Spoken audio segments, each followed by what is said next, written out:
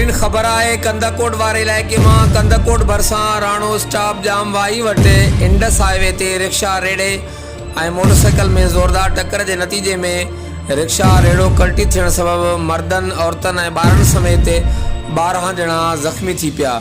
C section police ज़ख़्मियुनि खे इलाज लाइ इस्पताल मुंतक़िल कयो। ज़ख़्मियुनि में सुंदर अली, नूर हसन, ख़ैरदीन, बिलंद खान, अमाला ऐं ॿिया शामिल आहिनि। हर वक़्तु आगाह लाइ ॾिसंदा रहो JTN वेब न्यूज़।